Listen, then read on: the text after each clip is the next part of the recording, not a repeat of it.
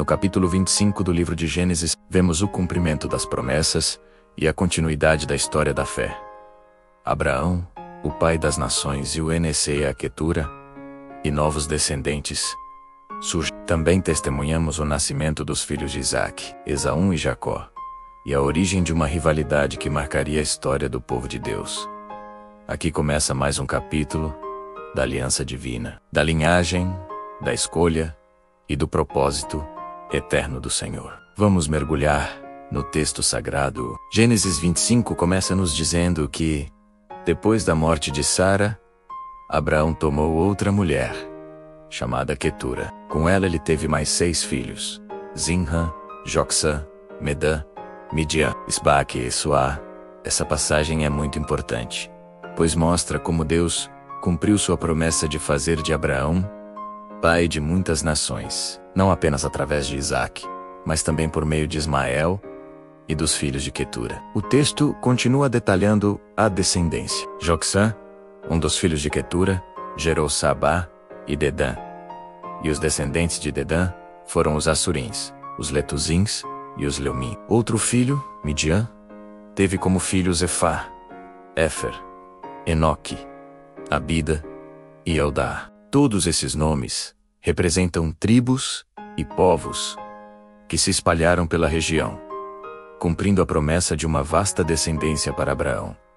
No entanto, a Bíblia faz uma distinção muito clara. O versículo 5 diz que Abraão deu tudo o que tinha a Isaac. Isaac era o filho da promessa, o herdeiro principal da aliança que Deus havia feito com Abraão. Já para os filhos das suas concubinas, tanto Agar quanto Quetura, Abraão deu presentes, e enquanto ainda vivia, enviou-os para longe de Isaac, para a terra oriental. Ele fez isso para evitar conflitos futuros e para deixar claro que a linhagem da aliança seguiria por meio de Isaac. A vida de Abraão, um dos homens mais importantes da Bíblia, chega ao fim neste capítulo. O versículo 7 nos informa que ele viveu 175 anos. A Escritura diz que ele expirou e morreu em boa velhice, velho e farto de dias, e foi reunido ao seu povo. Essa expressa, o farto de dias, mostra uma vida plena, completa,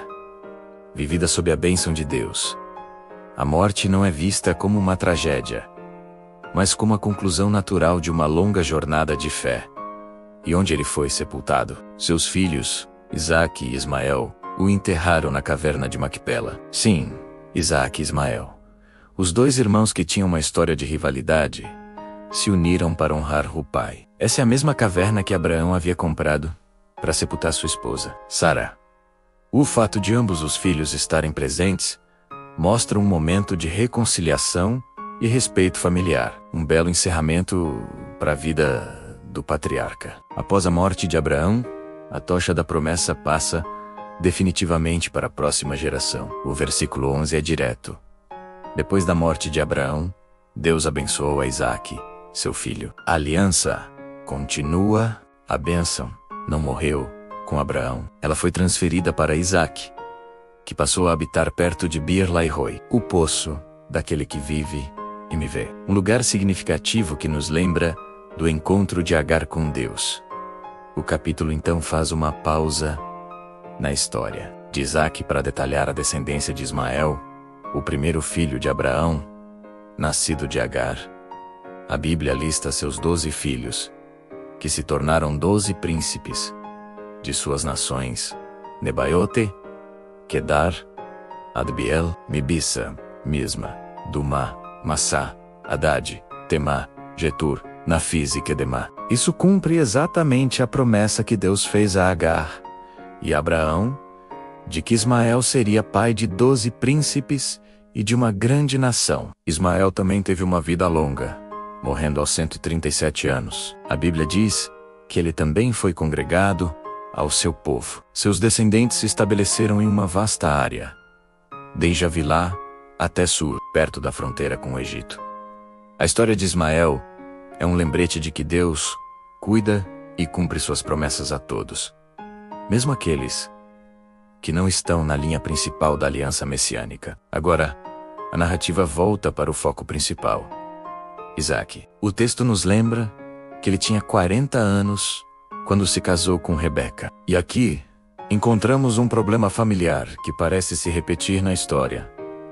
Rebeca era estéril, assim como Sara tinha sido, mas a reação de Isaque é diferente da de seu pai. Enquanto Abraão seguiu o conselho de Sara e teve um filho com Agar, Isaque fez algo diferente. O versículo 21 diz que Isaque orou insistentemente ao Senhor por sua mulher. Isaque não buscou soluções humanas.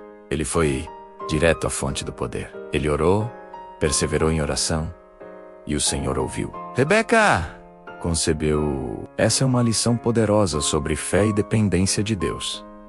Às vezes, enfrentamos impossibilidades, mas a oração perseverante pode mover a mão de Deus. E Deus respondeu de forma grandiosa. Mas a gravidez de Rebeca não foi tranquila. O versículo 22 diz que os filhos lutavam dentro de seu ventre. A agitação era tão intensa que ela se desesperou e perguntou: se é assim, por que estou eu assim? Em sua angústia, ela não foi reclamar com Isaque, mas fez o que seu marido tinha feito.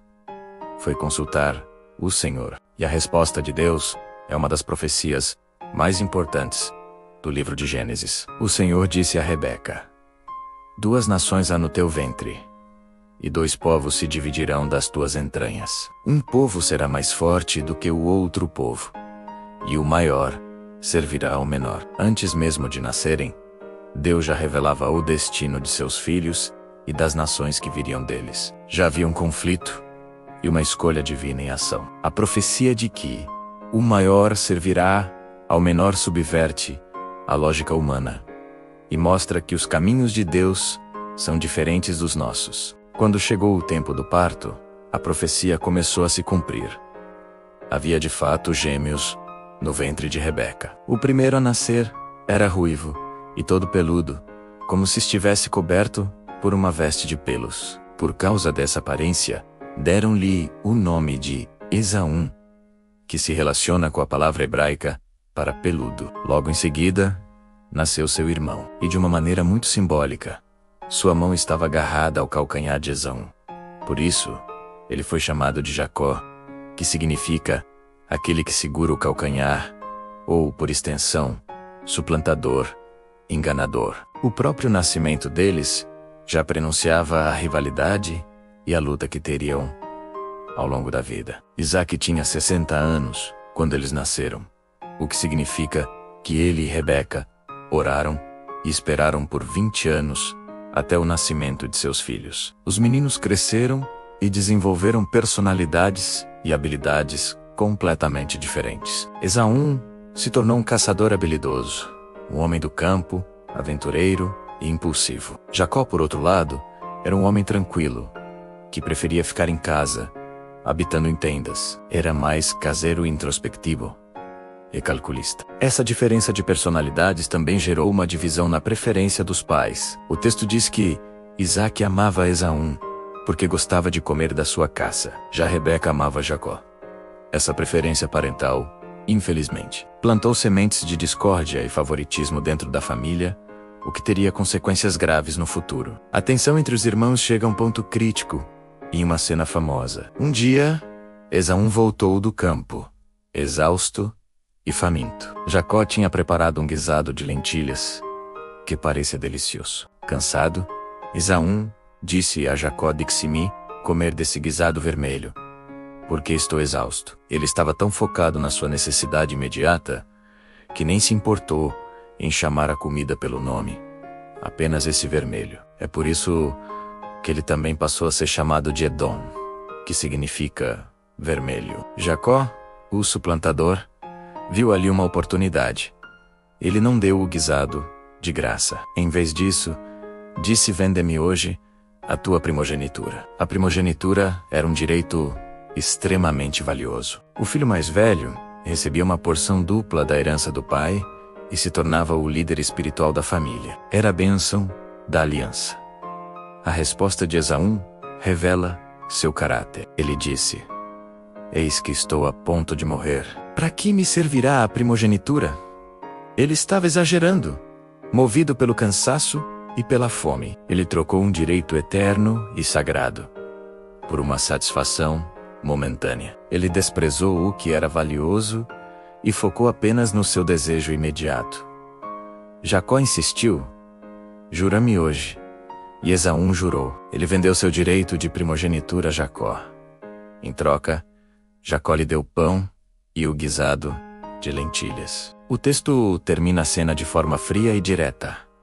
Ele comeu, bebeu, levantou-se e se foi. Assim desprezou Esaú a sua primogenitura. Esaú satisfez sua fome, mas perdeu algo infinitamente mais valioso. Ele não valorizou a herança espiritual que lhe pertencia. Assim vemos que as escolhas humanas podem mudar destinos, mas o propósito do Senhor permanece firme. A promessa continuou em Isaque, e a escolha divina, que já havia sido anunciada a Rebeca, começou a se revelar na linhagem de Jacó, o herdeiro do plano eterno de Deus. O canal Bíblia Contada Simples deseja que esta palavra edifique sua vida. Se você foi abençoado por essa mensagem, deixe seu like, se inscreva no canal e compartilhe para levar a palavra de Deus a mais pessoas. Que Deus te abençoe e te guarde, hoje e sempre.